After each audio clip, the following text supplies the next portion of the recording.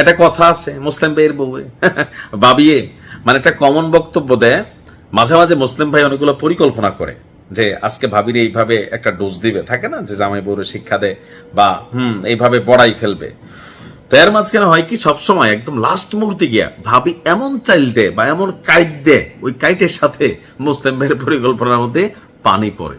গতকালকে আপনাদেরকে একটা নিউজ দিছিলাম যে হরমুজ প্রণালীতে মার্কিনের একটা নতুন পরিকল্পনা করছে। এর মধ্যে একটা বার হচ্ছে সরাসরি এই যুদ্ধে ফ্রান্সকে ডাইকাইনা কিন্তু কানেক্ট করে ফেলতেছে।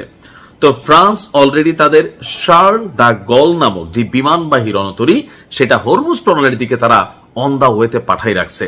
তো এখন ইরান কি শুধুমাত্র বক্তব্য দিচ্ছে নাকি কাজের কাজও কিছু করতেছে? আসুন দেখি, আসলে কাজের কাজও করতেছে। আমি যখন এই নিউজটি করছি আপনাদের জন্য, সেখানে একটা গুরুত্বপূর্ণ আপডেট, ভালো লাগলে শেয়ার করবেন।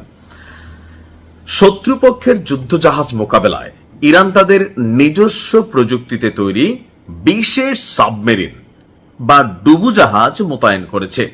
এই ডুবুজাহাজগুলোকে পারস্য উপসাগরে ডলফিন নামে বলা হয়ে থাকে। যেমন একটা হলিউডের খুবই আলোচিত ছবি, এমনকি ব্যাপক জনবহুল এমনকি সিনেমা সফল একটা ছবির নাম হচ্ছে আপনার কি বলা যায়, দ্য প্রিন্স অফ পার্সা। এই ছবিটা দেখবেন, এটা ইতিহাস ভিত্তিক একটা ছবি।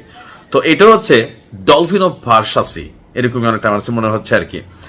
তো গতকালকে আমরা যখন টেনশন ম্যানশনে ছিলাম, ফ্রান্সের খবর শুনলাম, তো এর মধ্যে আজকেই ইরানের নৌবাহিনীর কমান্ডার রিয়ার অ্যাডমিরাল শাহরাম ইরানি তিনি একটা বিবৃতি দিয়েছেন।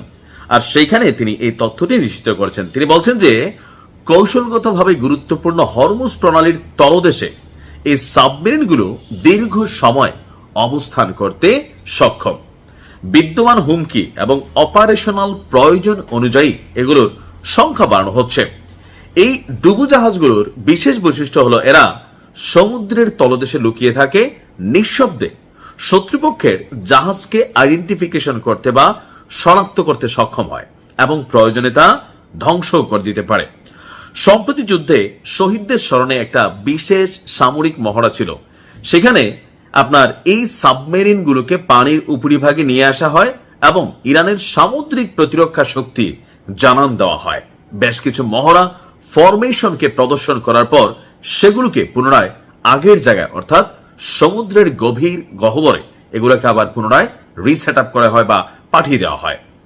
এখন আন্তর্জাতিক যুদ্ধ বিশ্লেষক যারা আছেন তারা মনে করছেন এমন এক সময় ইরান এই ডলফিন সাবমেরিনগুলো সামনে আনলো কখন, যখন ফ্রান্স তাদের যে বিমানবাহী রণতরী এটা পাঠানোর জন্য অন দা ওয়েতে আছে, ব্রিটেন যখন নেতৃত্ব দিচ্ছে, মার্কিন যুক্তরাষ্ট্র যখন এই হরমুজ প্রণালীকে নিয়ন্ত্রণে নেওয়ার জন্য সর্বোচ্চ চেষ্টা করছে।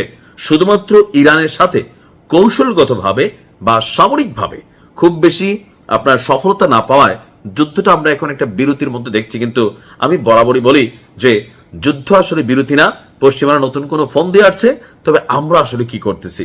ডলফিন আকৃতির সাবমেরিনগুলোকে ইরান তৈরি করেছে শত্রুপক্ষকে জবাব দেওয়ার জন্য।